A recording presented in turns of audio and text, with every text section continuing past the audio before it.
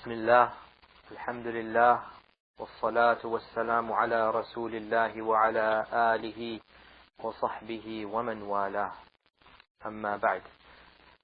What did we talk about yesterday? What about water particularly? Tahur, tahir and najis, right? Okay. Who can define to me what is tahur water? Guy in the green shirt. What is tahur water?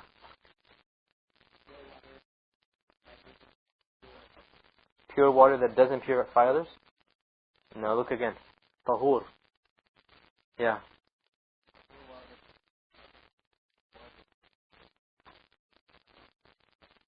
So it is pure in and of itself and it purifies other things, right? Okay. What is tahir water? Yakhi, you got confused with tahir. What is tahir water? Yeah. Okay. When does tahur water become tahir? Or how do you get tahir water? What's the criterion or difference? Yeah.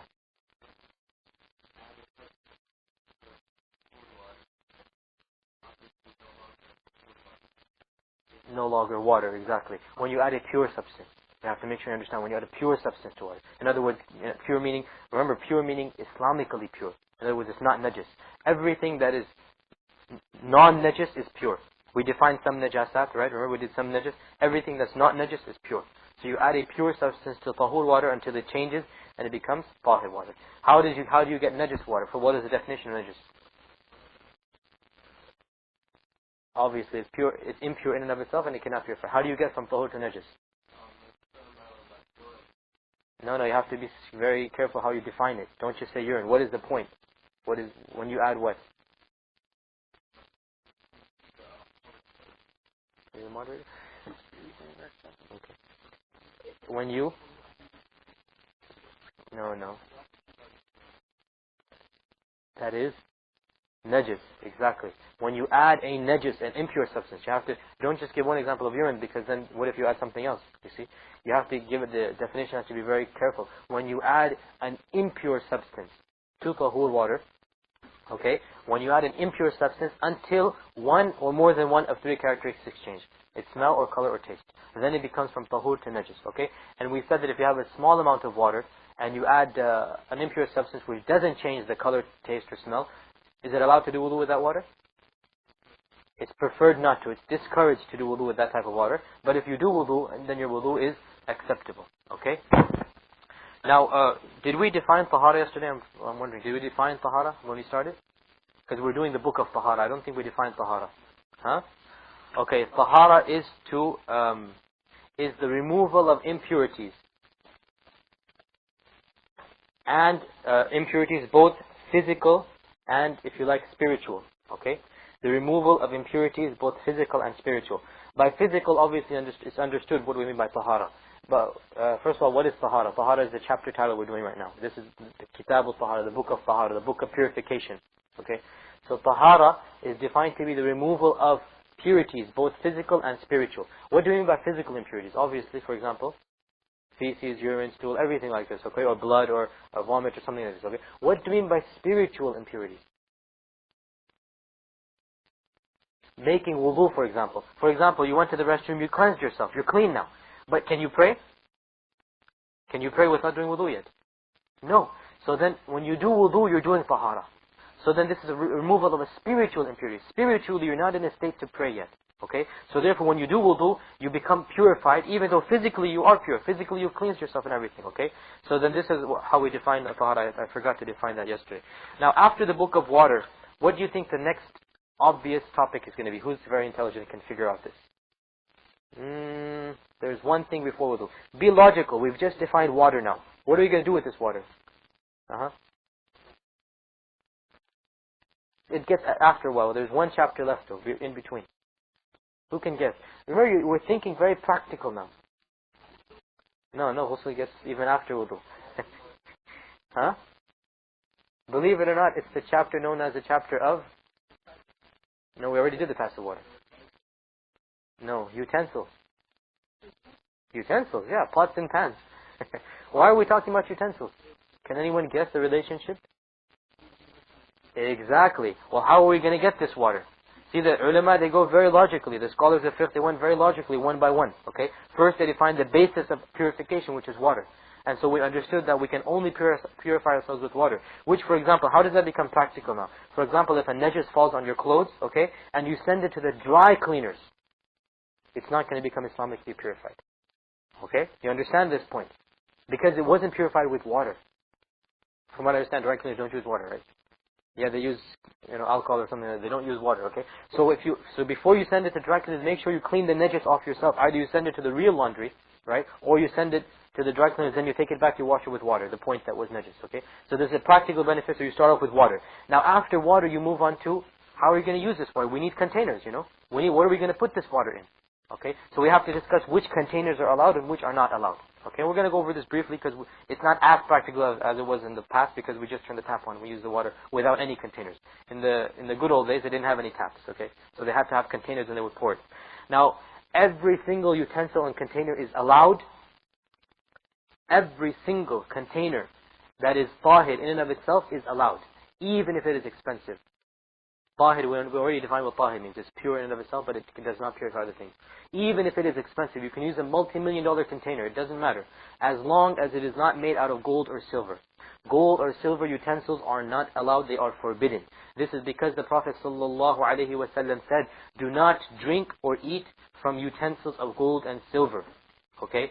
For whoever does it in this world, then he will be forbidden from it in the akhirah. Because in the Jannah, Allah subhanahu wa ta'ala will give us, inshallah, plates and utensils of gold and silver. So the Prophet said, whoever uses gold and silver in this world, then he will be forbidden from it in the akhirah. So you're not allowed to use utensils of gold and silver. Now, the question that arises, obviously, is gold-plated and silver-plated. How about this? Because it's something which is very practical in our times. Now, the scholars have differed about these type of utensils. I don't think there's any difference about gold and silver. I think that's pretty much majority of scholars say that. But as for gold plating and silver plating, the utensils that we have and the vessels that we have, okay, the scholars have differed about that. Some of them, they say prohibited, both of them, okay. Some say it's allowed only when you use silver, a slight amount of silver. And this is based on a hadith of the Prophet ﷺ in which Aisha, or rather Anas, he said that one of the Prophet's drinking vessels, the vessels of those times were different from ours. I mean, they were constructed and carved out, One of them, they broke, they had a hole in them. So it was filled, the gap was filled with a small amount of silver. Okay, so, and this hadith is reported in Bukhari. So now the ulama, they say, okay, well, since the Prophet ﷺ filled his little amount of vessel with silver and he allowed it and he drank from it, then this means that if we use a little amount of silver, it's allowed. Okay, and Allahu A'lam, this might perhaps be the correct opinion. Allahu A'lam, is that silver-plated utensils, right? They might be allowed, but for sure it's better to avoid it, because some ulama say it's haram, both of them, silver and gold-plated, and some made an exception for silver-plated and not for gold-plated. They said it's allowed for silver and not allowed for gold, because of this hadith. And when we say silver-plated, obviously we understand silver plating is a very small amount of silver. It's literally, a layer of molecules, right? Am I correct? It's a layer of molecules, or 2 layers of molecules. There's very little amount of silver is placed on the actual utensil. So that's why some scholars made an exception to it. But for sure, it's better to avoid it. It's more pious and, it's safer to avoid even silver-plated utensils. Okay, likewise, the utensils of the kuffar, they are pure unless we know for a fact that there was something najis in them. So when we go to a restaurant, for example, a kafir restaurant, those utensils, we don't have to ask about them. We're allowed to eat and drink, and even if we have to do wudu from one of their utensils, suppose that they had a bucket or something, we're allowed to do it as long as we know that, or as long as we do not know that there was a najis in them. Because we don't have to ask what was in this container before. No. If we know for a fact that there was some type of najis, meaning pork, or alcohol or something, in that case we have to wash that utensil before we use it. Otherwise, in general, the utensils of the kuffar are allowed to use. Like we said, unless we know for a fact that there was a najis before them. Okay? Okay, one last thing before we get to the next chapter. How about leather? How about leather? And obviously, when we're talking about wudu here, we're talking about containers of water. This automatically implies wearing it and using it and benefiting from it. Automatically, it's implied. If you're allowed to benefit from wudu, you're obviously allowed to benefit in other characteristics. Now, concerning leather, there's a number of different opinions, actually 6 or 7 opinions, if I'm not mistaken. Okay, but the correct opinion, in my opinion, every one of you, like I said, this fiqh class, you're free to go and research and, disagree if you're qualified to do so after ulama. But in my humble opinion, the correct opinion regarding leather is that the leather of those animals is allowed, which you are allowed to eat. Okay, this is one of the major opinions of the scholars, and the one that I also think is the correct opinion. Only those animals that you're allowed to eat, you can use their leather. Any animal that you're forbidden from eating, you are not allowed to use its leather. You're not allowed to wear it, you're not allowed to use it, anything. Okay, so for example, cow leather, okay, sheep leather, okay, these are all allowed to use. Pig leather, dog, all of this is haram for you to use. Likewise, leopard skins. The animals that you cannot eat, you are not allowed to benefit and use their leather. In other words, you cannot do wudu from their utensils. You remember, in the old days, they would make utensils and leather and containers out of leather too. In our times, it's a bit rare. So we don't use it, but we wear it more now. Okay? In the end, most likely. Yes.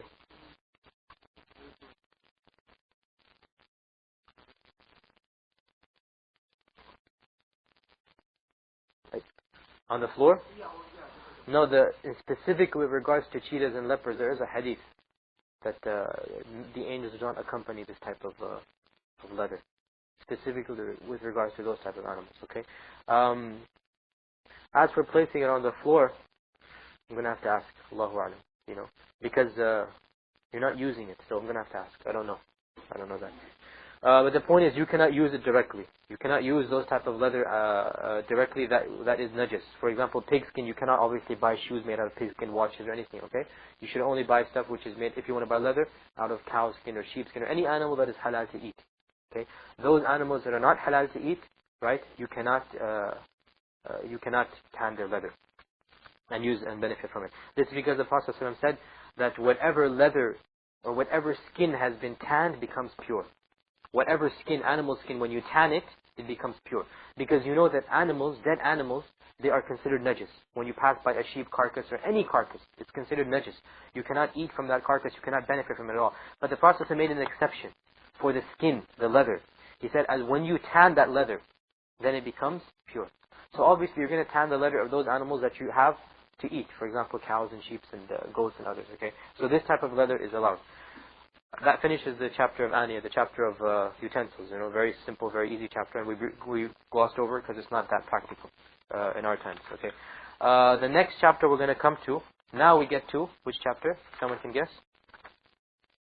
Wudu. What comes before wudu? You're going to have to break your wudu to get wudu. Huh? So the chapter of the etiquettes of the restroom. Okay. The chapter of the etiquettes of the restroom. Now, obviously, the first thing which everyone knows is human nature is that when you need to use the restroom, you should conceal yourself, okay? You should conceal yourself. You should go to a place where others cannot see you. And if you're obviously if you're in a place like this, you go to the restroom. If you're in an empty field, you should go behind something which, an object or something that will cover you up, okay? Behind a bush, behind a tree. Obviously, this is common sense and decency. Because the Prophet in one hadith, Anas said that when the Prophet wanted to use the restroom, he would go a far, far distance so that no one could see him. And then he would use it. Okay, so this is part of the adab, is that you conceal yourself if you're in the open. If you're using these restrooms, obviously you're concealed anyway. Okay. Also, you should say before entering the restroom, you should say Bismillah, Allahumma inni a'udhu bika min al-khubuthi wal-khaba'ith. Bismillah, Allahumma inni a'udhu bika min al-khubuthi wal-khaba'ith. Which means obviously Bismillah, I seek your refuge, Allah, from the khubuth and khaba'ith, the male and the female jinns. As you know, jinns are dirty creatures. They like to remain in very dirty places. Okay? So therefore they love to live in restrooms. They love to live in toilets. They love to live in those type of places. So therefore the Prophet when he said when you enter the restroom, you make this dua to seek refuge from the evil of the male and female jinns. And also he said that when a person says Bismillah, it will act as a barrier between his private parts, between the shaitan seeing his nakedness, basically. So that because when you take your clothes off, then obviously men will not see you because you're in the restroom, but the angels can see you. So the Prophet said, not angels, excuse me, they're not the jinns. The Prophet sallallahu alaihi wasallam said, when you say Bismillah, it acts like a shield or a barrier between you and the jinns, so they cannot see you. So who amongst us doesn't want to have this type of privacy? Okay, so you should say then Bismillah, and then you seek Allah's refuge from the male and female jinns because they inhabit the restrooms more than they inhabit other places. And he should obviously enter with his, which foot? left foot, okay? He should enter the restroom with his left foot, and when he enters the masjid or his house, he should enter with his right foot. This is everyone knows this stuff. When you exit the restroom, you should say غفرانك, غفرانك, or I seek your refuge, or I seek your mercy, Allah. And another narration, Alhamdulillah alladhi adhaba anna al-adha wa afani, or you can just write غفرانك. Now, why are you saying غفرانك at this time? Some of the scholars have made a type of wisdom or a hikmah, is that when you leave the restroom, you obviously leave your filth behind. You leave your filth and your najas behind you. Likewise, when you exit the restroom, this should remind you of seeking forgiveness of Allah so that you can leave your spiritual filthiness. In other words, your sins behind you also. So you say, غفرانك, I seek your refuge. In other words, just like I have left behind my physical impurities, oh Allah, forgive me of my spiritual impurities. Okay, so some of the scholars have said that this is one of the reasons why you should say غفرانك. Okay, while using the restroom, it is prohibited from facing the Qibla or turning your back to the Qibla. Okay, it is prohibited from facing the Qibla or turning your back to the Qibla. This is because the Prophet ﷺ said that when one of you uses the restroom, then he should not turn to the Qibla or turn his back towards the Qibla. Face the Qibla or turn his back to the Qibla. Okay, so when you use the restroom, you cannot turn your face towards the Qibla or turn your back. This is obviously out of respect for the Qibla, out of respect for the direction of the Qibla, because obviously when you use the restroom, you're using it in the direction of the Qibla. This is a type of disrespect for this direction. And for example, to aid what I'm saying, there's a hadith in which the Prophet ﷺ said, whoever spits in the direction of the Qibla, spitting even, whoever spits in the direction of the Qibla, on the Day of Judgment he will find that spit in front of his eyes. Okay, because it's a type of disrespect to do these type of things facing the Qibla. Therefore, when you go to the restroom, you should turn away from the Qibla. However, there is one exception to this rule, and that is when there is a barrier between you and the Qibla. So, for example, if you're in an open field, in this case, you have to be careful. Which way is the Qibla? Which way can I face? Can I not face? When you're in a closed field, such as the restrooms of today, then you don't have to even worry about it. You don't have to think, am I facing the Qibla or not? Because there's a barrier right between you and the Qibla. So you don't have to worry about that. Okay, this is based on the hadith of Ibn Umar, that he climbed on top of the Prophet's house. Okay, in those days the houses were very small, so he just climbed on top of them, and he said, I saw the Prophet ﷺ from far away, obviously, using the restroom. His back was towards the Qibla, but between him and the Qibla was the house. Okay, so this shows you then that if there is a barrier between you and the Qibla, meaning a direct barrier, not like 1,000 miles away I see a skyscraper, no. In a direct barrier right between you where you're sitting or where you're using the restroom, you have, for example, a wall, or like in our modern day restrooms, you have walls everywhere. In this case, you don't have to worry about which direction the Qibla is. Ask it towards the end, inshallah. We can finish. Yeah.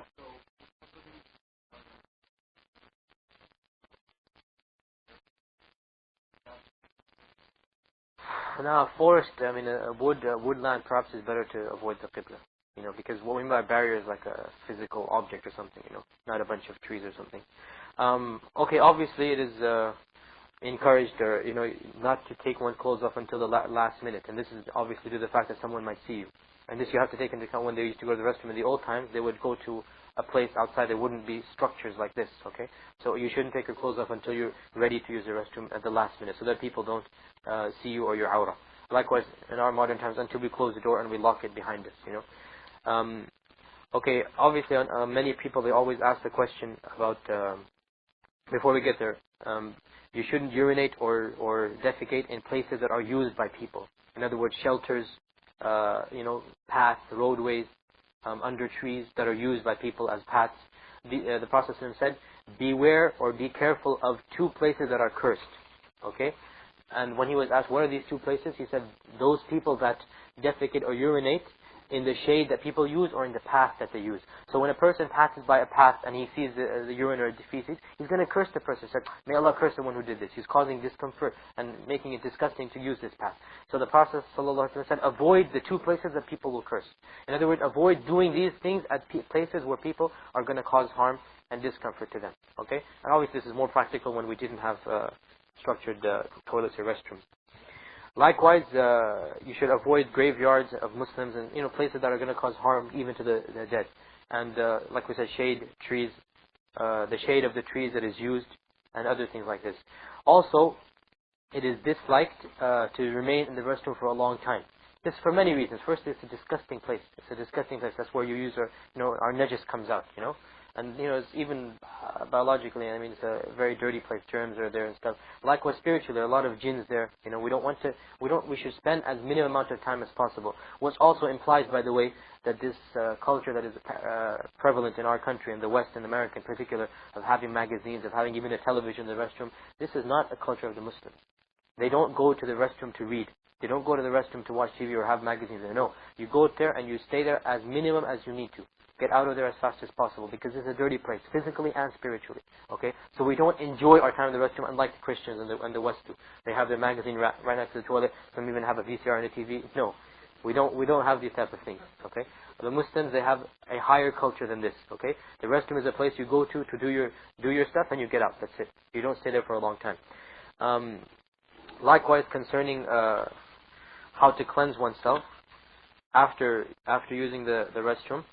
When it comes to the urine, obviously the Prophet forbade touching one's private parts, both front and back, with the right hand. Okay, he forbade it. So it is haram to touch your private parts with your right hand. Only with your left hand can you touch your private parts. Okay, so the person should be careful, especially with males, that the urine does not splatter back on him. So he should be careful where he urinates. This is because the Prophet ﷺ said that most of the punishment of the grave is due to urine. Most of the punishment of the grave is due to urine. Because when you urinate and it splashes back on you, and then you offer your prayers, you're offering your prayer in najis. Okay? It splashes back on your clothes or yourself or something. It splashes back and you're offering your prayer in najis. So obviously your prayer is not going to be accepted. And you're going to be punished for those points of urine that dropped on you. Okay? So you have to be very careful that the urine does not splash back on you. So you have to, like the scholars in the old days, they would say you should choose a place for your urine. Make sure the sand is not hard, that doesn't... So in our times, we just use common sense, It's just common sense. Likewise, when we finish, we should make sure that there is no urine left in our private parts. So, for example, with males, they should make sure that they shake it a little bit. They make sure that there is no urine left. Because if you put back your undergarments, okay, and there's still something left, it's going to exit and dirty your undergarments, okay. So you should make sure that there's nothing left.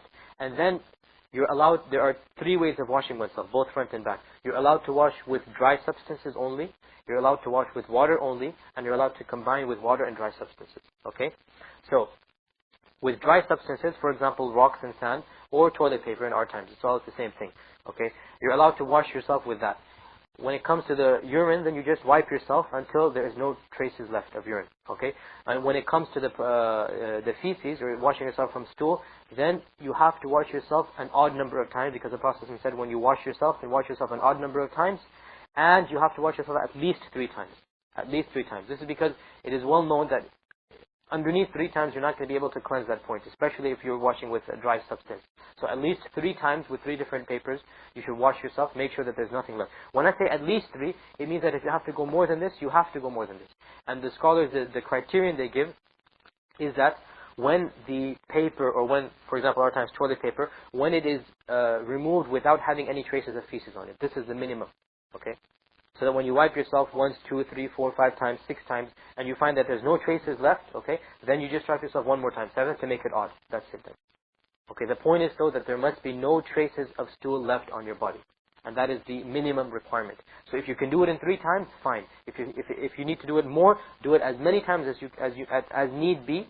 And the criterion or the breakoff point is when you can remove the piece of paper or whatever you're wiping yourself with, and it has no stool or no signs left on it. This is the minimum. And after that, you make it an odd number and you finish with that.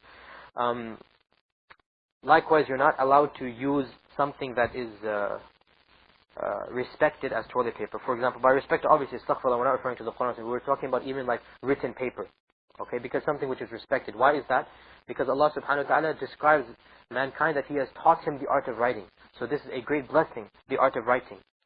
So we're not allowed to use paper that is respected, that has written things on it. Forget, obviously, the Quran says this is kufr if someone does it. This is kufr, this is blasphemy. And he has exited the fold of Islam if he does this consciously. We're talking about stuff that is respected. For example, even money, for example. Even money, you're not allowed to wipe yourself with money because it is something that is respected. You need it to use for your daily lives. Okay? So you can only use stuff which is not considered respected, like toilet paper, like sand. Then exit and dirty your undergarments. Okay? So you wash yourself until, I said the front part you should wash. You're allowed becomes dry. The back part until there are no traces left. This is if you use dry substances. If you use water And water is better than that. Water is better than using pure. Again, water, if you use water, then you with dry substance until there are no traces left. Both times the criterion is the same. Okay? But using water is preferred to using dry substances. This is because Allah subhanahu wa ta'ala praises the people of the Masjid of Quba, which is in Medina. So when the Prophet asked them, why do Allah praise you? They said, we don't know anything special we do except that when we go to the restroom, we make sure that we wipe ourselves or we wash ourselves with water, not just with dry substances. Okay? So Allah describes them as being pure. Allah describes the people of Quba as being pure. So when they were asked, why did Allah describe you like this? They said that, well, the only thing is that we learned from the Jews, we learned this act from the Jews, and when we go to the restroom, we would wipe ourselves with water. So it is preferred to wipe yourself with water. But if you don't, it's fine. And this is something many Muslims, they don't know. You are allowed to wipe yourself with toilet paper, and it is absolutely fine. Your prayer is acceptable. You have fulfilled the requirement. Okay? Many Muslims, they don't know this. And I knew Muslims that would put themselves in great hardship in order to do this. But they didn't know that you're allowed to wipe yourself with toilet paper. Likewise, if you combine both, this is even better. If you first use some toilet paper and then you use water, then this is even better. And this is also allowed. The scholars say that, especially with regard to feces, you don't have to make the place where the feces comes out of. In other words, the anus. You don't have to make that purified, because that will never be pure. That will always remain some small traces. But the point is, you have to make sure that it doesn't spread anywhere else. Okay. So scholars, they say that particular place in and of itself, because that's where the najis comes out of. Okay, it can never totally be pure. But you're worried about the side of it, in front of it, behind it. Make sure that it doesn't spread to your clothes. This is what you have to be careful of.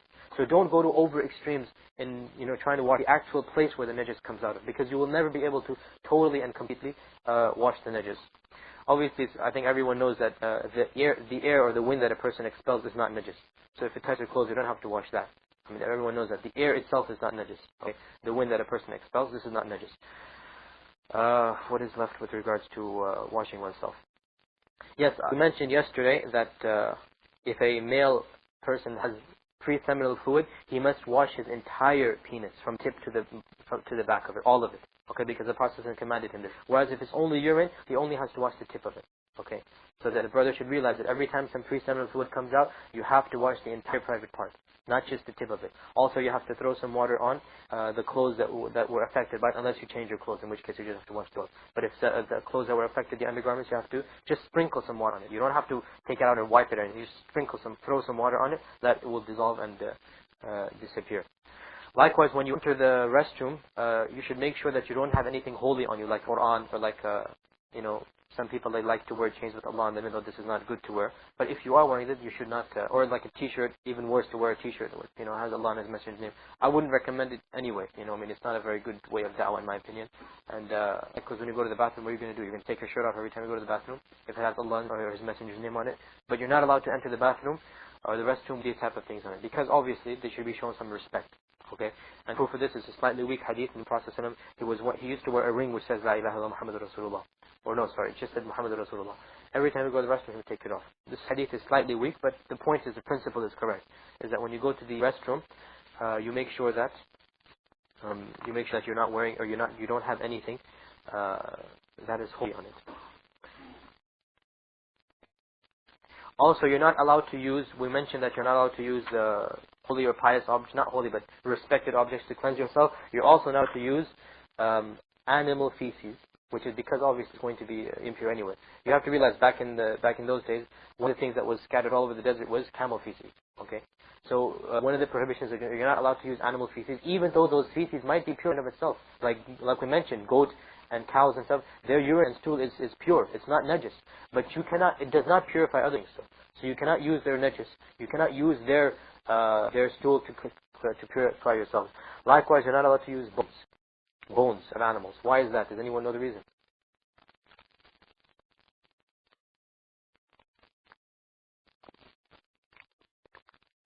That's because Allah subhanahu wa ta'ala said that the food, the jinns will be from these bones.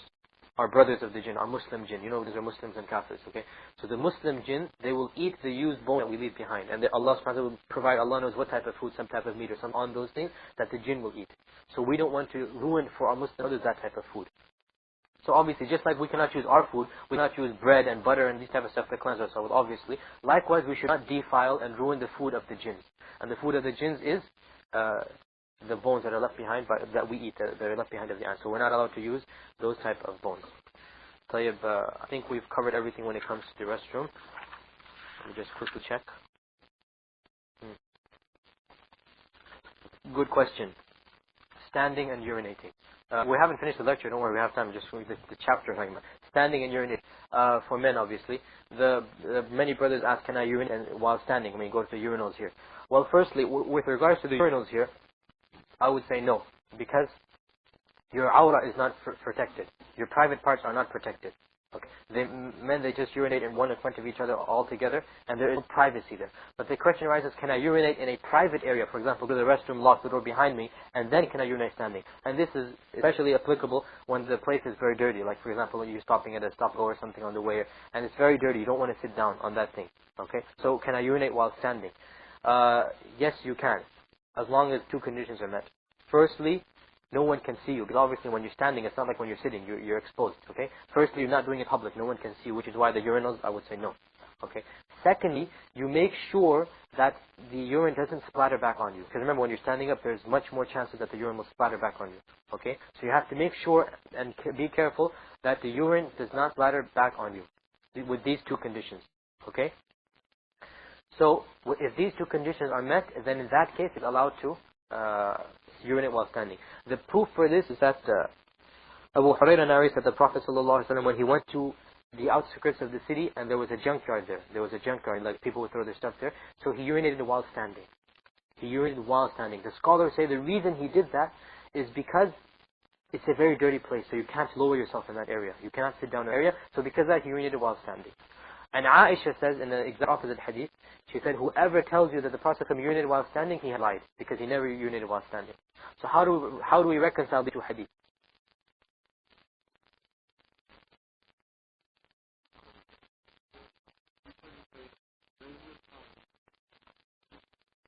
Exactly. Regular times, the Prophet would always sit down. And so Aisha never saw him stand up.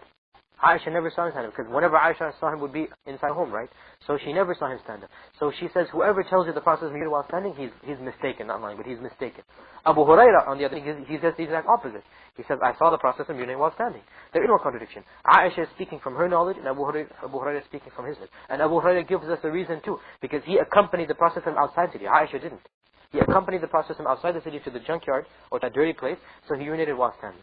So this shows you, when you combine these two reports, shows you that it's preferred, it's encouraged to urinate while sitting down. Just because, obviously, the urine will not splatter as much, also your awra is protected more. However, if you have to urinate while standing, it's allowed to. But I would say urinals, no, because of the awra reason. If there is no awra problem, if, for example, there's a nice cover, which is not really true in America, because they have very short covers, and the men can see you, and it's obviously the kuffar, they don't have any sense of modesty, so they don't mind looking at their awra, the men looking at the men's awra, and the women looking at the women's awra. We have this sense of modesty. So if you have to urinate standing up, make sure that your awra is not seen by other people, and that the urine doesn't splatter back on you. Okay.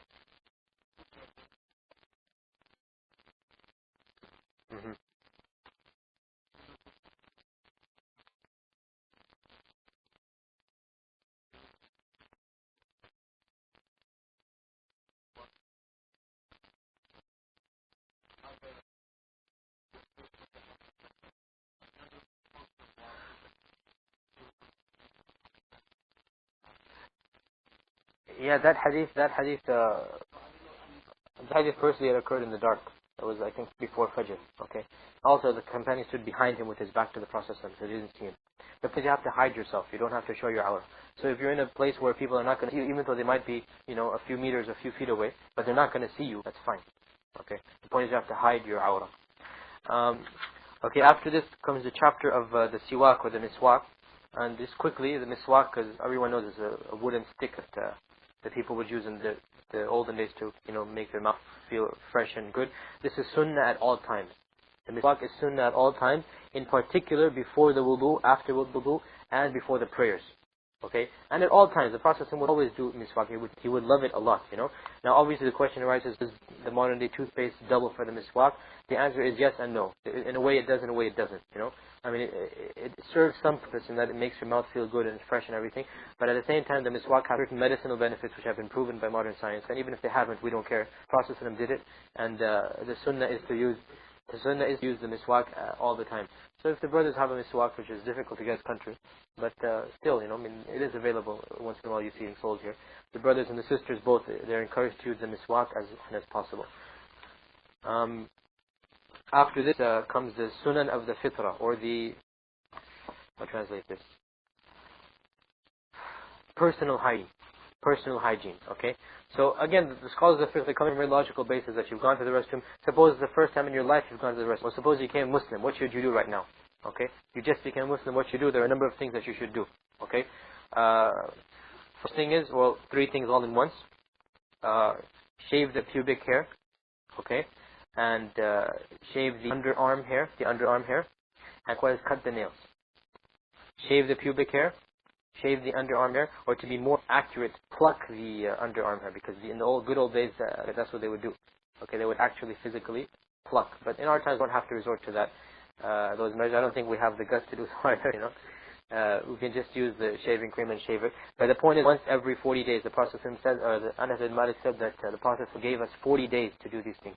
Every 40 days, we have to do it, the brothers and the sisters. Shave the pubic hair, which is front and back, okay? And if you don't shave it, I mean, the cream does the same job. The point is you have to remove that hair, okay? And shave the underarm hair and trim your nails. Okay, you have to do this maximum once every 40, once every 40 days, okay? If you don't do it for more than 40 days, you are sinful. Every 40 days comes by, every 40 days comes by, you have to do all of these 3 things, okay? Shave both the underarm hair and the pubic hair, and trim your nails. With regard to circumcision, okay? Circumcision is again a big ikhtilaf. Is it only sunnah, or is it wajib, or is it, big ikhtilaf? But the correct opinion, again in my opinion, and also according to some of the Hanbalis, is that it is obligatory for men to circumcise themselves. It is encouraged or allowed for women to circumcise themselves, okay? But it is obligatory for men to circumcise themselves unless the man fears a great danger, like or something. Like a person converts when he's like, maybe 67 years old. He fears he's not going to be able to undergo the pain or the surgery or everything. In this case, perhaps there's an excuse for him. But in general, it is obligatory for men to circumcise, and it is allowed for women to circumcise. For benefit's sake, the circumcision of the women is not the circumcision that is known in Sudan and these countries, in Africa. Okay? It is not this type of circumcision. This type of circumcision is called mutilation in Islam, and that is haram. Okay, the circumcision of women is something different, and since no one here is going to do it, there's no point in getting exclusive of it. But the point is, it's allowed for women, and it's maybe encouraged, but it's different from what is known in Sudan and these countries. That's the point. Okay, so whenever someone comes and tells you this type of stuff, you tell them that those practices have nothing to do with Islam or the Muslims. The practices that are being practiced in Africa, they have nothing to do with Islam or the Muslims. This is not a part of our culture or our religion. But for men, everyone knows what circumcision is, and it is obligatory according to the correct opinion. This is because of the hadith reported by Abu Dawood, in which a person came to the Prophet ﷺ having accepted Islam, and the Prophet ﷺ told him, cut your hair, Jahiliyyah. His hair was in the fashion of the Jahiliyyah. Okay, and this shows you that hairstyle should not be changing with the flow, as I say. Just have a normal hairstyle. Shouldn't be the latest crew cutter. I mean, it shouldn't be the latest design. You shouldn't have to imitate the kuffar in order to look good. So the Prophet said, remove your hair of Jahiliyyah times, okay, and ikhtatin, or circumcise yourself. Likewise, Ibrahim, at what age did he circumcise himself? Huh? It's like 80 years old or 90 years old, I forgot. 80? 8 years old, yes. He used an axe to circumcise himself. It shows you the dedication that Ibrahim had. When the command came down to circumcise, the instrument that he had was an axe. So he circumcised using an axe. Yes. And this shows you his dedication. I mean, how many of us could do that? Huh? No Atisha either, yeah. But this also shows you the obligatory nature of circumcision, that Ibrahim would do this act when he's 80 years old, with an axe, and in such circumstances. It shows you the obligation of circumcision. Obviously, circumcision is allowed any time, but it's preferred to do it at a young age. Why? Because the child will not remember the pain or know the pain. Okay, it's preferred to have your child circumcised at a young age. Because obviously, when a person grows up, it's going to be more difficult to get circumcised. Okay.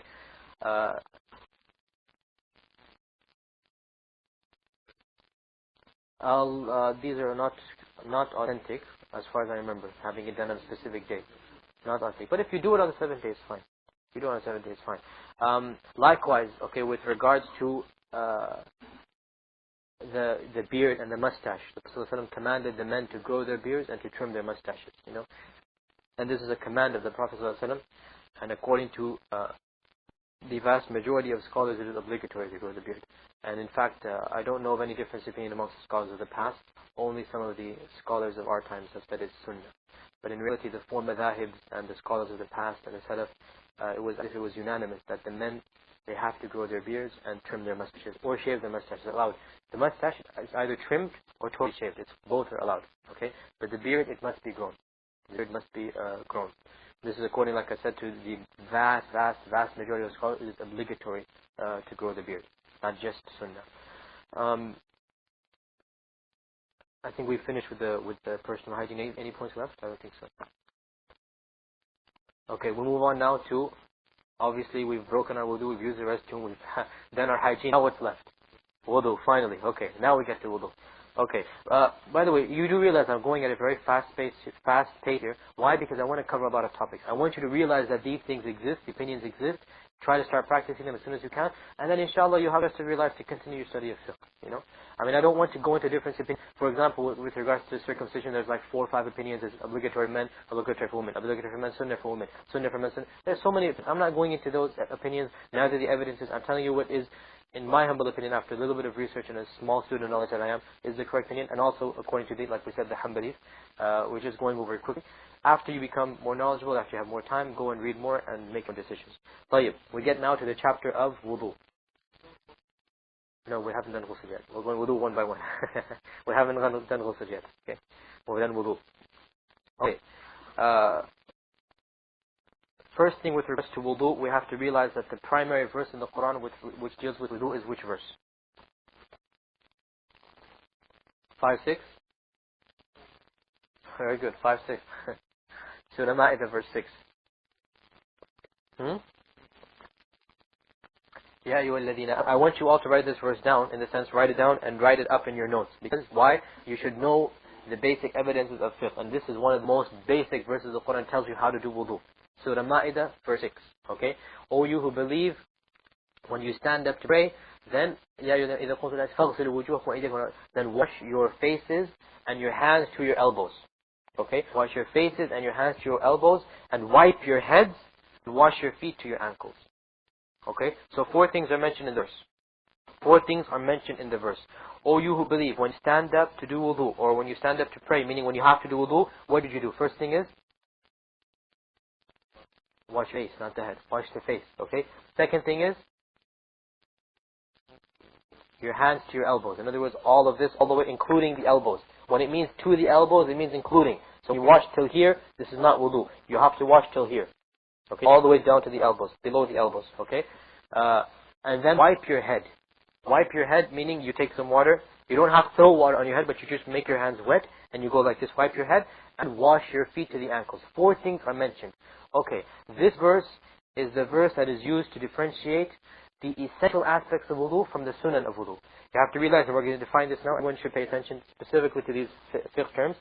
What is a rukun, and what is a wajib, and what is a sunan? Understand this. Okay, a rukun is an essential component of the act that you're going to do. So that if you do not perform this component, then that act will not be complete. Okay? Linguistically, rukun means a pillar. The 5 arkan of Islam, the 5 pillars of Islam. Okay? So a rukun means something which is essential to that act that you do. If you don't do that act, that rukun, then that act will not be complete. For example, when you pray, right, praying alone without the imam, Surah Fatiha is a rukun. Surah Fatiha, Alhamdulillah Rabbil Alameen, is a rukun. If you don't read Fatiha, it doesn't matter if you read 20 rak'ahs, your prayer is not going to be accepted. Because that rukun, you didn't do it. Likewise to do ruku', when you go down to ruku', right? If, for example, you forgot to ruku' and you went into sajda immediately, okay? This is a rukun that you've missed. So that rak'ah is not valid. And we'll get to what you have to do in a while. Let me finish up. We're going too many questions here. We're going to get to what you do in a little while. But the point is, if you missed that rak'ah, then you've missed a rukun. If you missed, bowing down like this, you've missed a rukun. So that rak'ah is invalid. So the point is, a rukun is an act. Does everyone understand what a rukun is? It is an act that is an essential component to the act that you're going to do. And every religious act is composed of many rukuns, usually. Okay, what is a wajib? Obviously, if you leave a rukun, not only are you sinful if you do it intentionally, but your act is not accepted. It's not complete. It's incomplete. A wajib, this is different now from the wajib that we defined the first time. We're not talking about from a slightly different perspective. We're talking about a wajib versus a rukun versus a sunnah. So put it into context. A wajib is an act that is essential to do. And if you don't do it, you are sinful. Right? But it is possible for you to make up for that act if you don't do it. Whereas a rukun, you can never make up for that act. Do you understand the difference? A wajib is an act that if you miss it, you leave it, then you can somehow make up. There is something you can do to make up for it. Okay? It's not as if you're now gone beyond hope. You have to now do the whole act over again. No. There is something that you can do to make up for that act. Okay. A sunnah, on the other hand, everyone knows what a sunnah is. If you do it, you're rewarded. If you don't do it, the act is still complete. So almost every act of Islam is composed of rukuns, of wajibs, and of sunnahs. Do you understand now how we're defining it? Why am I defining it this way? Why do the scholars of fiqh define it this way? They're saying the bare minimum is if you just do the rukun. If you just do the rukun, that's the bare minimum for the act to be complete. And the wajibat, if you miss them out, well, you're sinful, but the act could still be accepted by Allah if you do something to make up for that wajib. Whereas the rukun, you can never make up unless you repeat that rukun or that act again. Sajda saw, for example, in prayer, when you make sajda saw, we're going to get to that in a few days, inshallah. Does everyone understand the difference between rukun and wajib? This is very important. Anyone unclear on the concept? For the rukun, either you have to do the whole act over again, or at least do the rukun over again. The point is you can't make up for it. There's nothing that can substitute for the rukun. The wajib, even though it's obligatory for you to do, and you're sinful for not doing it, there's something that you can do instead, replacing, substituting that act. Okay? So for example, in the prayer, for example, when you go into ruku', the ruku' is a rukun. But to say Subhana Rabbi al-Azim is a wajib. So if you went into ruku', then you stood up without saying anything, you are sinful. Because it was obligatory for you to say Subhana Rabbi al-Azim. But what is the solution now? Do you have to go back into ruku' and do it again? No. You continue the prayer to the end, and you do something called sajda sahu, or a sajda of reminder of forgetfulness. We're going to get to all of these rulings later on when we get prayer. The point is you understand the difference between a rukun and a wajib now. Okay? And a sunnah obviously is good if you do it, and if you don't do it, you're not sinful, and the act is still complete in and of itself. Okay? The sunnah is, you're rewarded for doing it. Okay? You're not sinful for leaving it. And the act is complete in and of itself if you do it without the sunnah. So now the wudu is divided into rukuns and sunnahs. The wudu does not have any wajibs to it. The prayer has wajibs relating to it. The wudu does not have any wajibs to it. Yeah. You're rewarded.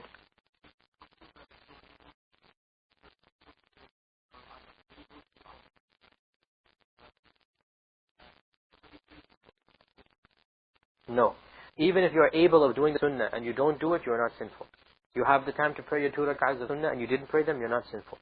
You're not sinful for leaving the sunnah, consciously or unconsciously. Okay, now, the reason I'm doing this, we have to now define everything of wudu. We're going to go over it point by point. First of all, this verse mentions 4 things. What does the verse mention? Quickly. What does the verse mention? The first point. Secondly? Thirdly? Fourthly? Wash your feet to the ankle. So these are for sure 4 rukuns. They're mentioned in the Quran. Okay? Add on to them 2 more rukuns. 2 more rukuns of these 4. So you order them 1 through 6. The first rukun, if you like, but really a shart, but I mean, the point is it's a necessary act of wudu, okay, is the intention. In other words, when you turn the tap on, right, to do wudu, you have to intend, I want to do wudu with this now. Okay? What does it save you out of? For example, if you're walking in the rain, and your whole body became wet, and then you enter the masjid, you say, oh, my whole body became wet, I need to do wudu now. No, because you didn't have the intention. Okay? Or, for example, many people subconsciously, because they're used to doing wudu so much, when they want to chill out, when it's really hot, or they're really sweaty, they just come home and do wudu. So unconsciously, the very act of wudu, they'll do it, not to do wudu, but just to wipe themselves, to get the sweat away. Okay? Many of us will realize that, for example, we'll start the first few steps of wudu, wash our face and hands, and we don't really want to do wudu. We just want to chill out, or maybe we sweated a lot after playing basketball or something. So the first rukun of wudu, or really a shart, but a rukun if you like, is intention. In other words, you have to have the intention of doing wudu. Okay? The second rukun is washing the face. The third rukun is wiping the hands to the elbows. The fourth one is wiping the face. The fifth one is, what is the fifth one? washing the feet to the ankles. The sixth rukun is doing it in order. Doing the wudu in order. Okay? And the purpose is that the verse mentions it in this order. It doesn't mention it in another order. It mentions it in this order. Okay? So you have to do the wudu in that order. So suppose you started wudu. Okay? First thing you did was you washed your elbows. You washed your hands to your elbows. Yarhamkumullah. You washed it to your elbows. And then you wiped your face. What have you done now? You've reversed the order. So then that means that you have to ignore what you did before you wash your face and start from washing your face. Because that was the first act. Okay? So you have to do it in the proper order. These are the 6 rukuns. The 6 rukuns. Everyone realizes this, memorize it. And by the way, there will be a final exam in both classes. You do realize that. At least for me, I don't know about the other teachers. For me, there's going to be a final exam. Brothers and sisters, there'll be a finally comprehensive exam. So, take good notes. Now, we're going to get to the details. Right now, we're just talking about rukuns right now, okay? These are the 6 rukuns of wudu, okay? The niyyah, which is the intention, and then the 4 aspects which are mentioned in the verse, and then making sure that it is done in sequential order. Now there's a 7th thing which many people say is a rukn, and many people say it's not, and me personally I don't know the correct answer. I mean, I haven't decided is it a rukn or not, so I'll just tell it to you, and either way it's very, very important, okay, because there's a difference between a rukn or not. Some people say it's rukn, and some people say it's wajib, okay. This 7th thing is to do everything in a short period of time. In other words, what are we taking out of this? For example, someone wakes up at 9 o'clock in the morning. Okay, he washes his hands and his face. Then he goes to work. And then at work he realizes, well, I have to pray. Well, I already washed my hands and face. Let me just continue from where I left off. After 3 hours. Okay, is that allowed or not? According to majority, no, it's not. And some scholars say it is. And really, there is a valid difference of opinion over this. So I myself, I'm hesitant. But for safety's sake, just put it down as a rukun. And put in brackets difference opinion. Okay? That the 7th thing of rukun is to do it in a short period of time. Now, what is qualified as a short period of time? The scholars say that what is qualified as short is that the limb that you just washed doesn't dry until you wash the next one. Okay? So suppose you're washing your face and then the water goes up. Okay? You quickly run to another restroom or another place to get water. Okay? If the water on your face hadn't dried in the meantime, then in that case you can continue from there. Okay? If it has, then you have to start all over again. So you see how this becomes practical. I mean, this rukun. Okay? So put it down as a rukun, and then you can in brackets difference opinion, over it. But just to be on the safe side, you don't lose anything by continuing by counting it as a rukun. Okay? Now the sunnahs of wudu are many. The sunnahs of wudu are many. Of them is to say Bismillahir Rahmanir Rahim when you start wudu. Okay? You should say Bismillahir Rahmanir Rahim. And this is based on the hadith of the Prophet ﷺ. No one has, if you like, perfected his wudu. La wudu'a liman lam yadhkur ismullahi alayh. No one has, if you like, perfected his wudu until he mentions the name of Allah subhanahu wa ta'ala. This is the first thing, is the sunnah.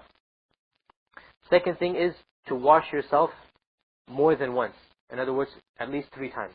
The sunnah is to wash it 3 times, but all are allowed. 1, 2, 3. Once is allowed to wash yourself. Once is allowed to wash yourself. Twice is allowed. But the sunnah or the best to wash yourself 3 times and not more than 3 times. Okay. Now, obviously, what does that mean? Is that when you wash any part of the body, you do it 3 times, like once, then you do it twice, and then 3 times. Okay. If you do it once, it's allowed. If you do it twice, it's allowed. But the sunnah or the best is to do it 3 times. All of the sunnah is that when you start the wudu, the first thing that you do is you wash your hands to the wrists. Okay. The hands to the wrists. This is not a kun, but this is a sunnah. Okay. You wash the hands to the wrists. Okay. And then once you've done that, you wash your hands to the wrist, then you do something called madmada and istinshaq. What is madmada? To throw water into your mouth, or basically take water into your mouth and gargle it, or to move it around in your mouth. Not gargle really, but just to move it around your mouth and spit it out. No, you don't have to gargle. You don't have to gargle. You just throw it into your mouth and you shake it around your mouth. That's the point. You have to move it with tongue and your cheeks. You have to move it all around your mouth. Many people, they just take water into the mouth and spit it out again. That's wrong. You have to take the water in and literally take it in, out, all over. And this is really the mercy of Allah subhanahu wa ta'ala. He has given us these type of detailed hygienic rules that we cleanse our mouths and we cleanse our souls and we cleanse our bodies so clearly and so detailedly. Now you throw water into your mouth and you move it around. What's a good word for gurgling? I don't know.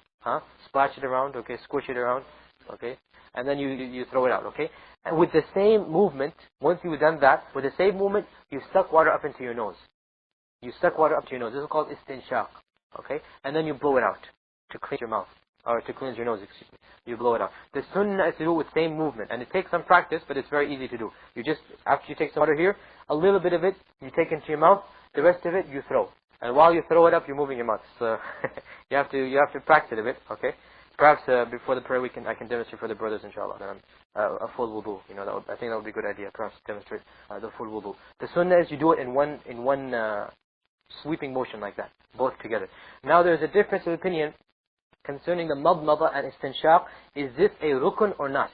Now those that say it's a rukun, what do you think it'll come under in the rukun? Look at the rukuns that we wrote. Washing face, exactly.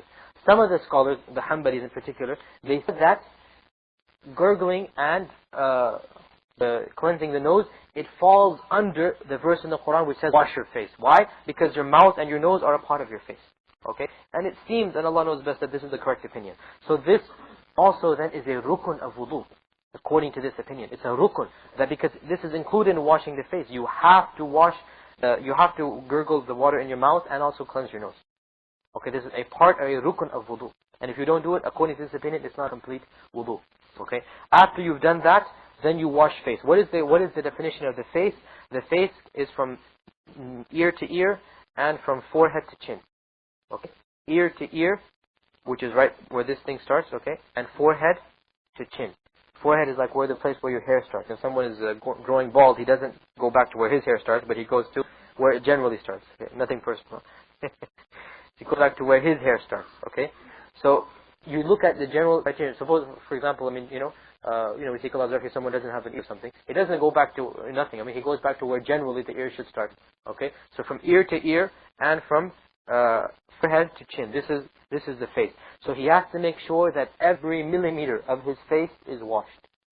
Water touches it and is washed, except for the inside of the eyes. You don't have to throw water inside the eyes. Understood? You don't have to throw water inside the eyes. But apart from that, everything inside the face has to be washed with water.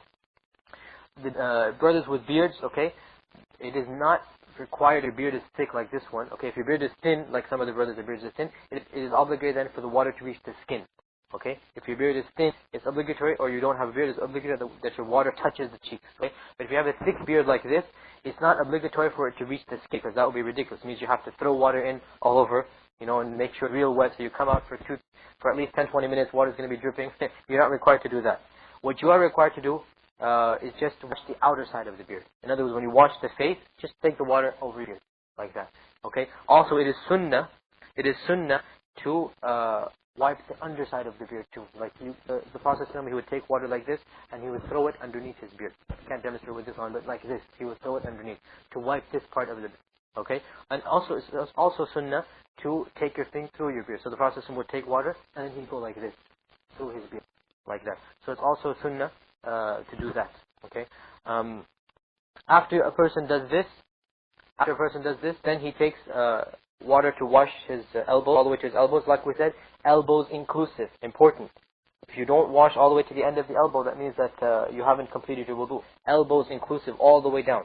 Okay, so if you're a bit more and you go a bit more, it's better for you just to be on the safe side. Okay, and instead of like stopping over here, right, go a little bit more, just to be on the safe side that your full elbow has been included in the wudu area. Okay, you wash both of them. Like we said, it's best to do it 3 times, but if you do it once, it's alright. A question arises, do I have to rub when I do wudu?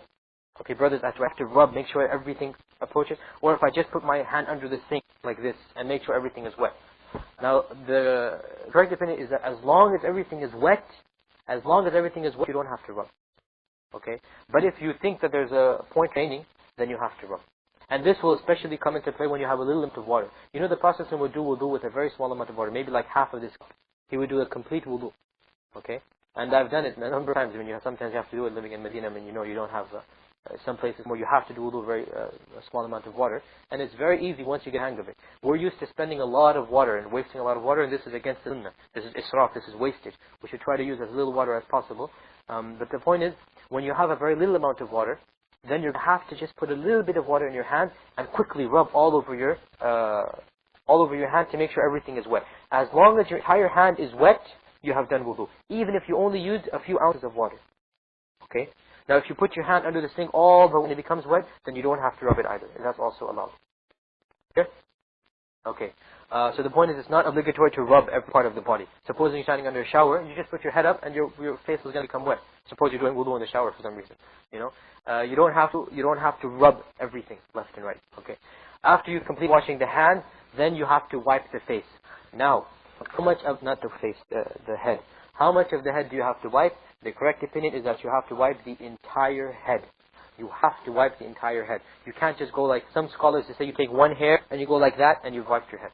You know? No, really, I'm not joking. This is what some scholars say, and this is not true. This is not correct. The Quran says wipe your head, which means you have to wipe the entire head. So you take water like this, and the Prophet ﷺ is sunnah. Now to wipe the head is fard, is rukun. But how you do it is, the sunnah way to do it is that you take water like this, and you go back all the way, and then you come back all the way. Okay? So you go back all the way, and then come back all the way. Or you can start from the back. You come back, and then you come forward again. Right above the neck. You don't have to wash the neck. So yes, a common misconception is that you have to wash the neck. No, you do not have to wash the neck. Washing the neck is not a part of wudu. Washing the neck is not a part of wudu. Okay? You just have to go to the hair of your head. There. And then go back up. The sunnah is you go like this. Or you go backwards and forwards. Or even if you just do it once, you've done your job. That you've done your rukun. You've done your rukun. But the sunnah is that you do it twice. Okay? Backwards and then forwards. So you have to wash, or you wipe your entire head with wet hands. You don't have to take water and throw it on your head, but you just go like this and go like this. Now, there's one exception to wiping the entire head, and that when a brother is wearing a turban. When a brother is wearing a turban, a real turban, not the type that the Saudis wear, but the type that the Sudanese, for example, all the way around, right? In this case, it is allowed for him just to wipe the portion. Just move the turban a bit up, touch it with his hand, and that's it. Move it back, okay? Likewise, the sisters, when they are wearing their scarves, and it is difficult for them to take it off, in this case, they can wash the front portion of their heads only, and they don't have to take the entire scarf off. But it is encouraged if, for example, they're in a ladies' restroom, there's no problem, then they should take off their entire scarf. But if they need to, if need be, then they are allowed to, if their scarf is difficult to take off, they're allowed to just wash the front part of their heads, and then they don't have to wash the entire back of their head. Okay. After that, obviously you should wash the ears, and some of the scholars have said that the ears are also a rukun to wash. What do they base that on? Which portion of the rukuns do you think they're going to come to there? No. The face by ijma' is from ear to ear. The head. They say the ears, they follow the head. You see, so some scholars included the nose and the mouth following the face. Some scholars include the ears following the head. Okay? And meaning that since the head is obligatory to wash, so too the ears. And this is perhaps the correct opinion because the Prophet ﷺ said in an authentic hadith, he said, Al-udhunani min al-ra's, that the ears are part of the head. So he is defining now, the Prophet ﷺ is defining now, for the sake of the Islamic, wudu or something, the ears, they follow under the head. So since it is obligatory to wash, or to wipe the head, it is obligatory to wipe the ears too. So you take some water, you make sure your hands are wet, and you just go over the grooves of your ear, and with your thumb you go behind the ears. Okay? So after you've washed the head, then you go over inside the grooves of your ears with this hand, and with your thumb you wipe behind the ear. And according to the correct opinion, this is al-kun. Means you have to do this in order to make your wudu complete. Okay? Let's finish up because we're getting a bit late. Questions at the end. At the end of that is at the end of that, or when you finish the wudu, then you wash your feet, right? You wash your feet till your ankles. Once again, your ankles have to be included in the washing. So just to be on the safe side, you should go a bit above just the ankles. Just to be on the safe side, you should go just above the ankles and wash them. It is sunnah, it is not rukun, to go in between your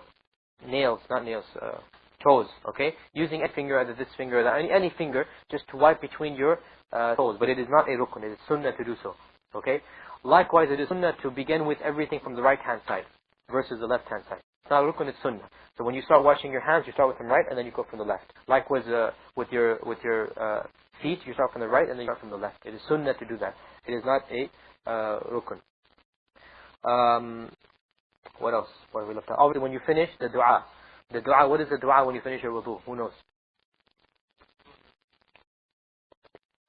The Prophet said, whoever does this type of wudu that he did, and then said, Ashhadu an la ilaha illallah wahdahu la sharika wa ashhadu anna Muhammadan abduhu wa rasuluh, all of the 8 gates of paradise, the 8 doors of paradise will be opened for him. Okay? It's a very small thing to do for a very large reward. You know?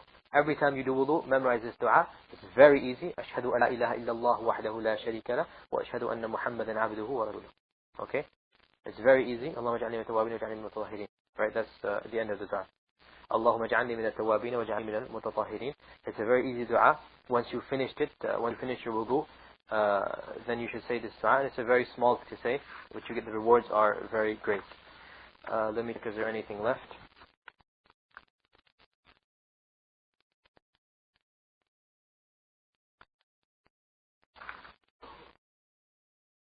Yes, another sunnah of wudu. Another sunnah of wudu that I forgot. You should try to exaggerate concerning washing your mouth and nose. In other words, this is something which we're not used to, accustomed to. It takes a while to get used to. Try your best to wash your nose. And when you throw water in, blow it in a lot. And this will hurt you in the beginning. This will pain you. It will really burn. But after a while, you get used to it. And not only that, but you will feel for yourself how clean your nose becomes. And I'm speaking from experience that when I didn't used to do this, I started doing it this way, right? Wallah, you feel for yourself how clean your nose is. When you get used to it. In the beginning, it's going to burn. You literally suck up the water like that. You suck it up, you know, and then you blow it out. Now, you don't drown yourself. You don't continue to suck it. Just a little bit of water, you suck it up, and then you blow it out, okay? For a few weeks, it's going to burn. It's going to feel painful. After a while, you will realize for yourself how clean your nose feels, how clean it is, you know, and even your breathing, it becomes easier for you. And this, again, I hear that scientifically this is proven, but once again, we don't care whether it's proven or not. We follow the sunnah, and it is good enough for us to follow the sunnah, you know. But someone told me that a researcher in England or something, he found that some type of cancer of the nose, it is very rare amongst Muslims and is very common amongst non-Muslims. And when he did research, he found out that because the Muslims regularly cleanse themselves in wudu, it was because of Allahu A'lam. I mean, this type of stuff, we don't base our religion on it, you know. Also, like we mentioned, it is encouraged to do wudu 3 times for every limb except for one, and that is the head. The head is sunnah to do it once. We don't do it 3 times. But every other limb, if you do it once, it's alright. That's a rukun. If you do it twice, it's better. If you do it 3 times, it's best. Okay? And also to increase more than this is against the sunnah.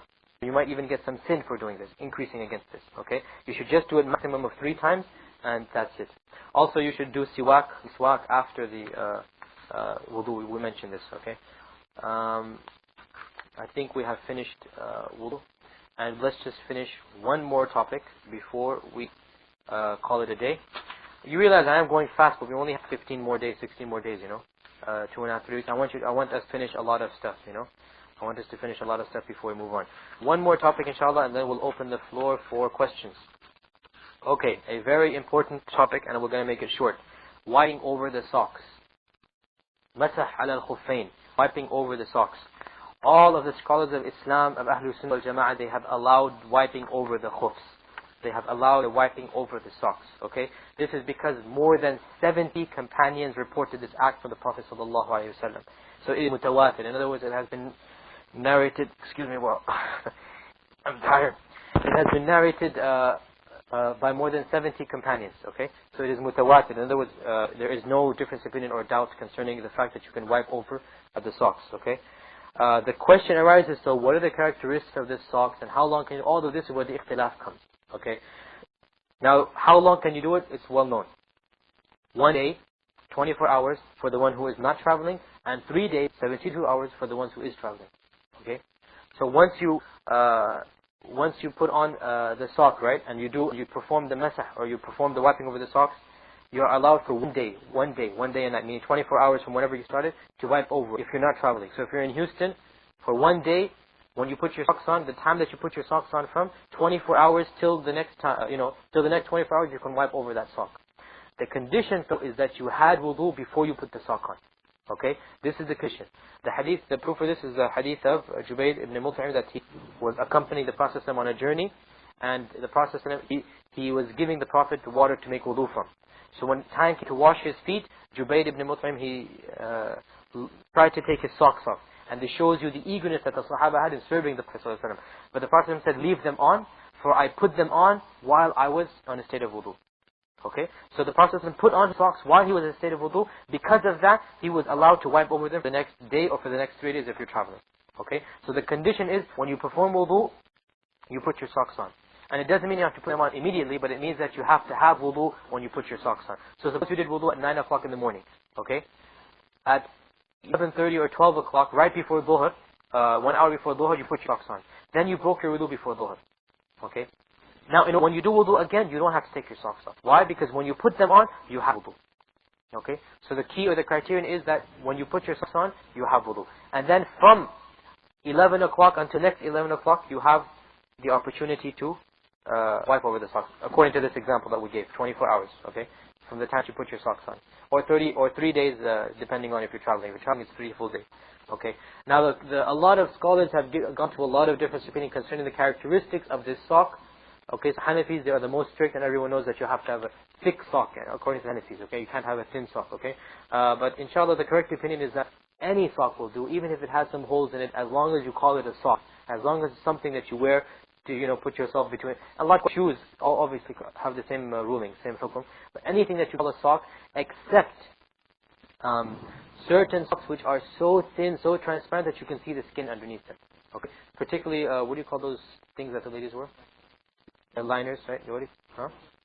The hose, right? Yeah.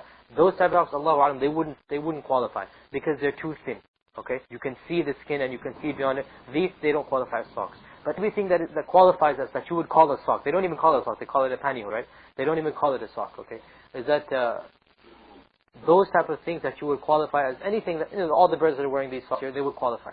Okay, even if it's thin, but it's not so thin or so tight you can see the skin color or it's transparent, that wouldn't qualify to do masah over. Also, it has to cover the ankles. Okay, the sock has to cover the ankles. So if it's going below the ankles, that doesn't qualify as a sock. Okay, and if it has a few holes in it, that's fine, because the Prophet ﷺ didn't mention anything, and it's well known socks always have holes in them. Okay, used socks always have holes, despite that fact the Prophet ﷺ did not mention to the Sahaba that if your socks have holes in them, you cannot do masah. No, he told them you can do masah. So as long as you call it a sock, as long as you wear it as a sock, you can perform masah over it for 24 hours or for 72 of your travel. Okay. Once the 24 hours are over, you're not allowed to continue doing masah over those socks. Okay. In other words, if you did masah at 11 o'clock for the first time, as soon as 11 o'clock of the next day comes, you have to perform wudu all over again. You have to perform wudu all over again. The question arises, suppose you did masah over the socks at dhuhr time, okay? I mean, you broke your wudu at 11, going back to our example. You did masah at 12 o'clock before dhuhr, and then you prayed dhuhr. Before asr, you came back home and you took your shoes or socks off. Okay? You took your shoes and socks off. Now you've done two wudus. The first wudu was before you put masah on. So that was a full wudu. Then you put the socks on, and then you broke your wudu again. And then you did an incomplete wudu. Why? Because you didn't wash your feet. You only wiped over them. Okay? Now you took your socks off. So, do you go back to the first wudu, in which case you broke it between the second wudu? Or you go back to the second wudu, in which case you have it? In other words, the question is, okay, to put it very, very simply, I'm getting complicated here. The question is, once you take your socks off, and you had wudu, do you still have wudu or not? You see my question, you see my point. Suppose you did masah over the socks, okay, and you prayed some prayers. Now you went home and you did break your wudu after that masah. You didn't break your wudu after you wiped over the socks. But you took your shoes off, you took your socks off. Does that break your wudu or not? You want to have a vote that we go right? There's a big difference of opinion. The majority say it does break your wudu, believe it or not. But the correct opinion is that it doesn't break your wudu. Inshallah, the correct opinion is that it does not break your wudu. Until you break it again after that, obviously. Okay? Obviously, if you broke it after that. It's safer to do it over again for sure. But the correct opinion is that it does not break your wudu. So once you take your socks off after you've had them, and you did masah over the socks, if you take those socks off, it does not break your wudu just by taking those socks off. Okay? And like we mentioned, the women, they can do masah over their scarves. But the point is, when you touch the front of your scarf, then the rest of your scarf, or the brothers, if any wear turbans, you should go over the rest of your scarf with your hands. That's what you call masah. So you're allowed to do masah over two things: your shoes and a headgear, a head turban or a scarf. Okay. The masah for the shoes, the condition is that you have to have wudu before you put them on. This condition is not applicable for the scarf or the turban. If you have a turban or a scarf on, it doesn't matter whether you had wudu when you put it on or not. Okay. It doesn't matter. You can just do it like that. Okay. Likewise, there's no time limit for the scarf or the turban. Unlike the shoe, there is a time limit. It has to last for 24 hours or 72 hours if you're traveling. I think we've covered everything when it comes to that. Let me just quickly go over before we answer any questions. Obviously, a shoe can also be over. It's understood. If you can do it over a sock, you can do it over a shoe.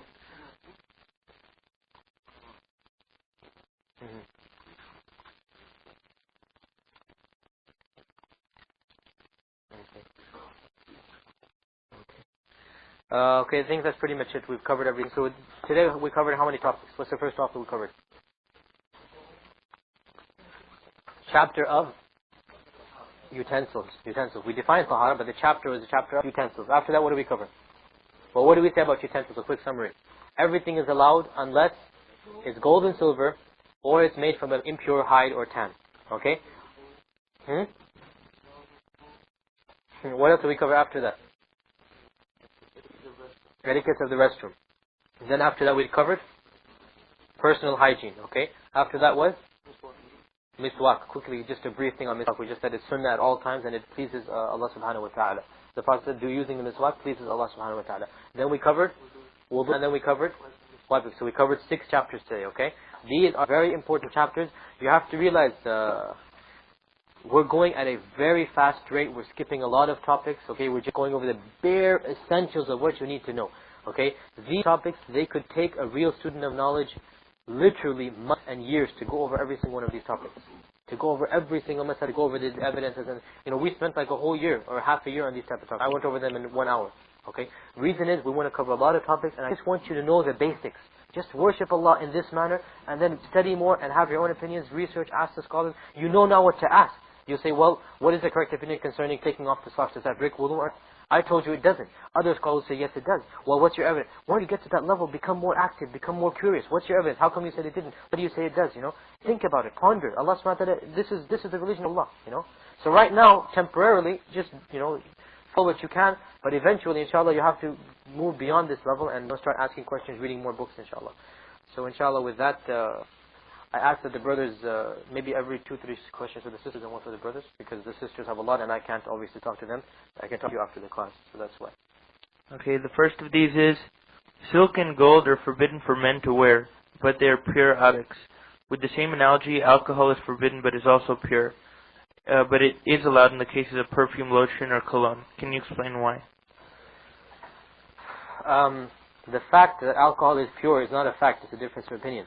The majority of ulama, the majority of scholars, they stated that alcohol is impure, it's najis. Okay? So based on that, alcoholic perfumes, cologne, aftershaves, all of this would be impure. So if someone uses something like this, then he must wash it away from himself before he prays. Okay? Some slight, smaller, not slight, minor, the minor difference in the sense that the lesser group or the smaller quantity of scholars, they said that alcohol is not najis. Okay, it's not najis. But the majority say that it is najis. And based on that opinion, colognes and aftershaves and stuff, if you ever use them, lotions that have alcohol, you have to wipe it away or make sure it's not left on you before you would pray. Okay. Allahu a'lam.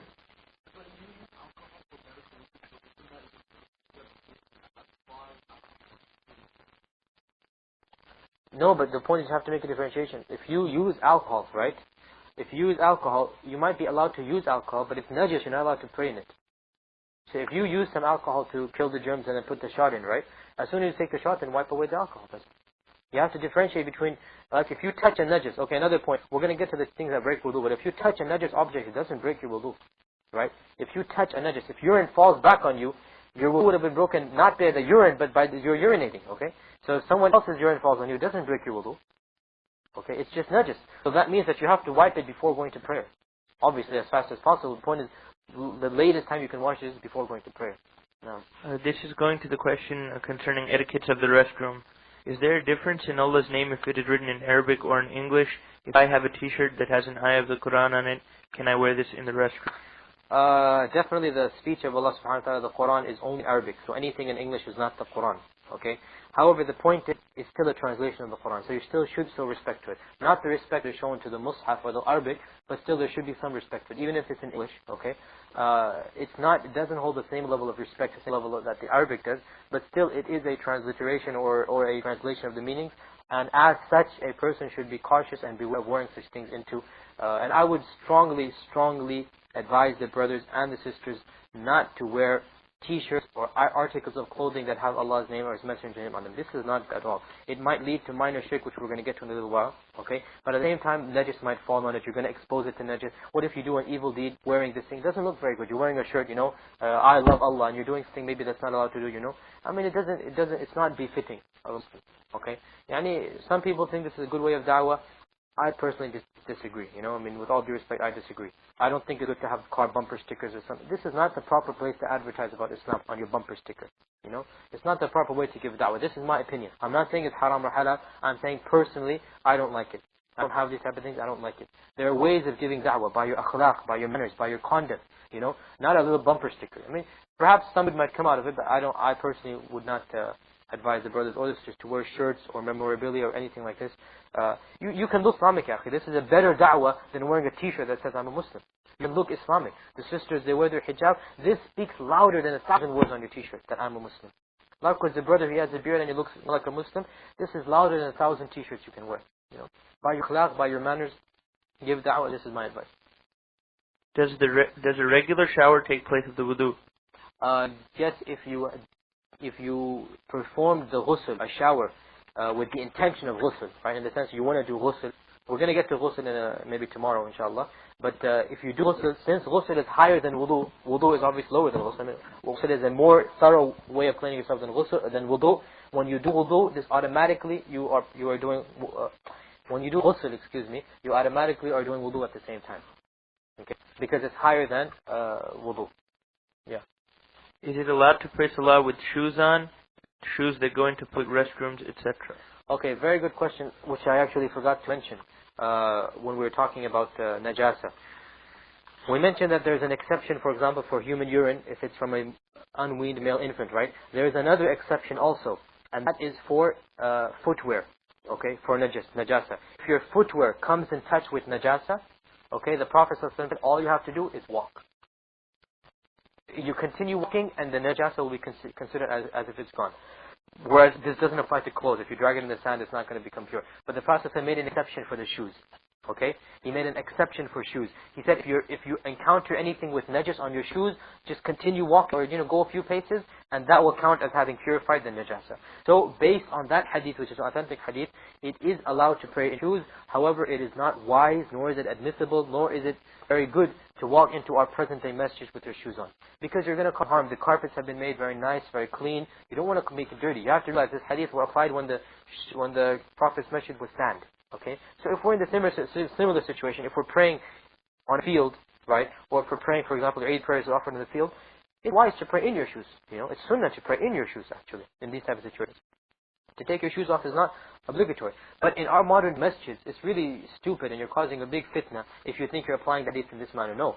The hadith is not meant to be applied in all places and all times. No. You're not being very wise in applying the hadith in this manner. You should take your shoes off because you're causing harm to the people. You're causing the shoes to dirty the masjid. You're causing smells to come in. We don't need it. We have, alhamdulillah, carpets now. So it's wise to take your shoes off. Is it the sunnah not to dry yourself after wudu? Both are allowed. You can dry yourself and you cannot dry yourself. In the sense the Prophet sometimes he used to, sometimes he wouldn't. Also, it's wise if you're going to pray in your shoes, it's wise to just check is there any najis on them or not. If there is, then just rub them in the dirt and then pray in them. Okay? Otherwise, this is because the Prophet was once praying and in the middle of the prayer he took his shoes off. So the shoes he was praying with his shoes on in the masjid. Okay, like I said, take it into context. Those times masjid. Okay, he took his shoes off. When the Sahaba saw that, all of them they took their shoes off, which shows you that they too were all praying in their shoes, and it shows you the love that they had. That they didn't even know why the Prophet took it out. Immediately, all took their shoes off and put them aside. Okay, after the prayer, the Prophet said, "Why did you take your shoes off?" They said, "We saw you take your shoes off, therefore we took them off." So the Prophet ﷺ responded, "Jibreel came to me and told me that my shoes had a najis on them, had some dirty impurity on them. Therefore, I took them off." Therefore, when you pray, just check sure that, there's no najas on it. So if there is, all you have to do is rub your feet in the sand or, walk a few feet, and it will be considered as if that najas is then forgiven for you. Even if there is something left on it, if you wipe your feet in the sand or you walk a few paces, that najas has been forgiven from you. Now, I have heard that you are not allowed to even talk in the bathroom. For example, while talking in the shower or while on the toilet.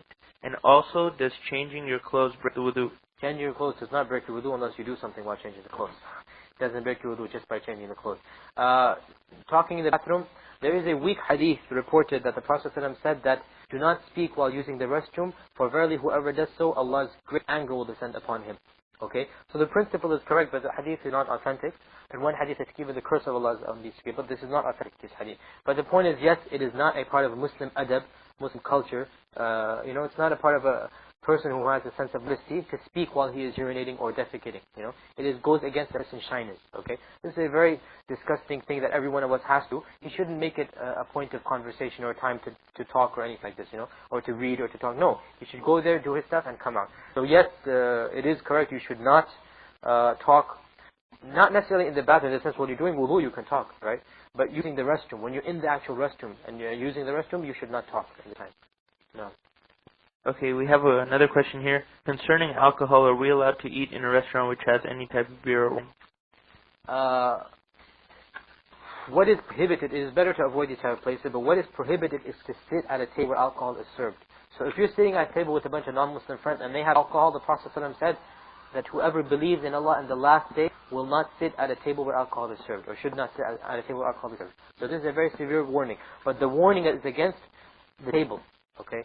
So you should not sit at those kind of tables. So, definitely we should avoid those restaurants that have alcohol, and especially pubs and stuff that even if you go, why would you, if you go to a pub with suppose some Muslims, they go to their pubs with their non-Muslim friends and they're not going to drink alcohol. It's ridiculous. Why would you go to those type of places? But if you do go to a restaurant where alcohol is served, inshallah it's allowed, but don't make sure the alcohol is not on your table. Is it allowed to use the restroom in front of a spouse, even if you only have one bathroom and are in a rush? Is there a difference between physically being present and if you're not looking at the spouse? Yeah, it is allowed because the spouses are allowed to look at the awra or the private parts of each other. They're allowed to. But obviously, it's more perfect in your shyness to be secluded. But it is allowed, and you're not sinful to do that. For wiping the head back and forth, how about sisters which have long hair? The sisters that have long hair, they don't have to wipe the hair. They have to wipe the head, which means you still go stop right here. You don't go all the way back, You just stop at the hair. Okay? You just stop at the head. You have to wipe the head. You don't have to wipe the hair. When you just go like this, and that's it. You move on. Okay, this is also going back to etiquette of the restroom, and one of the points made was you should not stay in the restroom for a long time. But it says, I've been told that staying in the restroom after urinating for a while is good because you're still discharging drops of urine.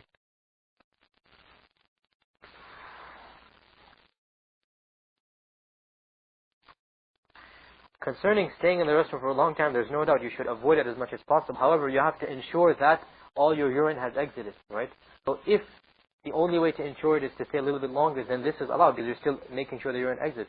But at the same time, realize that shaitan, one of the most, if you like, easiest ways that he misguides people and he causes them to ponder and think is through restroom and through hygiene. He'll come to you and say, oh, you didn't cleanse yourself. Oh, there's still some drops left. Oh, this, oh, that. So he'll just waste your time, and he just loves causing problems. He just loves causing problems. That's his job, right? So if he can't get you to do an evil deed, he'll get you involved in what you think is a good deed. So we have to avoid going to extremes in the restrooms, Is that, I didn't get too explicit, but there are some things that, the scholars, the books of Fiqh mention, going, to extremes, is that, jumping up and down, making sure that everything has exited your body, and doing extreme things. That you should just be cautious, but don't go into extremes. Okay, like I said, the men, they should shake themselves a little bit, make sure that the urine has exited. That's it. Don't have to now bother yourself. After that, wash yourself with water or with pure substances and move on then. Okay, don't let shaitan come and give you his whisperings that, oh, do this, do that, you haven't cleansed yourself, there's still something left. No, do what you have to and make sure that it's good, and that's why the scholars say that after you urinate, it is advisable for brothers and sisters both just to take a little bit of water and wet your undergarment. Wet your underwear, if you like, or undergarments. Why? So that if you feel something wet, shaitan can't make you think it's your urine. You'll know it's your water. Because that's what happens. If you wipe yourself with dry things, Shaitan comes to you and says, oh, I thought I felt a drop. I thought I felt it. I broke my wudu. I got. This is all Shaitan's whisperings to you. To remove this, just take a little bit of water and throw it on your undergarment. So that you know that if you feel something, you say, no, it's the water that I put, it's not my urine. Okay? Remember, don't let Shaitan take you into extremes. So, I mean, to answer the sister's questions, do what you have to. I mean, if you have to a little bit longer to make sure that the urine comes out, that's fine and that's good. But don't let Shaitan take you into extremes. Yes, this is the last question before we break for lunch. And it is, what is the difference between wajib and fard? Is it that when you leave fard like salah, it take out of the fold of Islam, and wajib, like growing the beard, will not take out of the fold of Islam? This goes back to something called usul al-fiqh, or the sciences of fiqh, okay? You know that there are 4 madhabs in existence, there are more than 4. One of the madhabs, they made a differentiation between fard and wajib. And this is the definition that the sister gave. As that they said, fard is something which if you don't do it, it's if you deny it, you're a kafir, basically. Not don't do it. If you deny it, you're a kafir. Whereas wajib is something, if you deny it, you're not a kafir. And they have the differences too.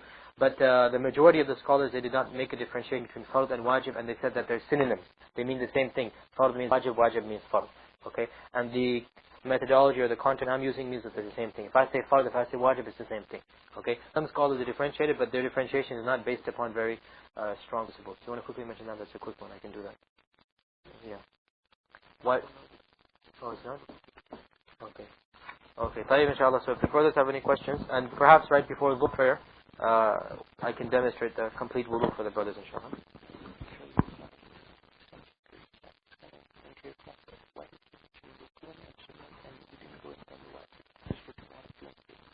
No, this is another question, I think. The sister is asking, how come you only mention arkan and sunnah and not wajibat? I told you, sunan don't have any wajibat right now. Okay? The fard prayers, they are the things that have rukun, sunnah and wajib. The wudu, it only has rukun and sunnah. Some aspects, they only have rukun. Some aspects, they only have sunnahs. Some aspects, sunnah, rukun and wajib. Sorry, rukun, wajib and sunnah. Yeah. Okay? Wudu, it has rukuns and sunnahs. There's nothing that is wajib, that if you miss, your wudu is incomplete, but you can substitute for something else. No. There's only 6 or 7 rukuns that I told you, and everything else is sunnah.